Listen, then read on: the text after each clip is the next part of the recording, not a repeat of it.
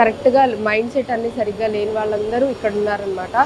వీళ్ళని take care చేయడం అయితే జరుగుతుంది. వాళ్ళని అన్ని విధాలుగా చూసుకోవటం, జాగ్రత్తగా వాళ్ళకి ఈవెన్ కొంతమంది వీళ్ళలో వాళ్ళంతటా వాళ్ళు కూడా ఫుడ్ కూడా తీసుకోలేరు, అంటే వాళ్ళ పనులు కూడా వాళ్ళు చేసుకోలేరు అనమాట.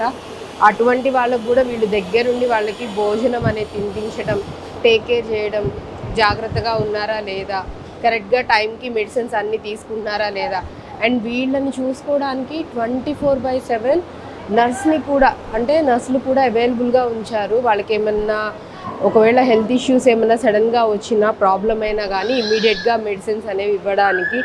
అండ్ నాకు తెలిసినంత వరకు ఇంత నీట్గా ఎటువంటి ప్రాబ్లం ఇబ్బంది లేకుండా వాళ్ళకి చాలా జాగ్రత్తగా చూసుకున్నారు. అండ్ మెయింటెనెన్స్ కూడా అంతే ఉందండి. మ్యాక్సిమం ఇక్కడ ఉన్న వాళ్ళు చూసుకున్నట్లయితే ఎక్కువ శాతం అంటే ఒక 70-80% లేడీసే ఎక్కువ ఉన్నారు. హార్డ్లీ ఒక 10-20% జెంట్స్ ఉన్నారనమాట.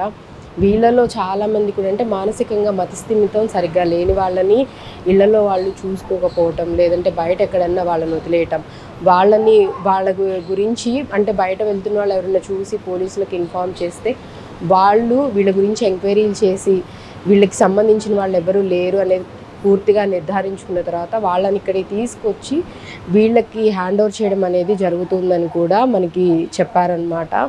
సో అట్లా మెంటల్లీ, ఫిజికల్లీ, హెల్త్ పరంగా ఏ రకంగా సరిగ్గా లేకపోయినా కానీ వీళ్ళు సొంత బిడ్డల్లాగా, సొంత వాళ్ళలానే వీళ్ళని టేక్ కేర్ చేస్తూ ఉన్నారు.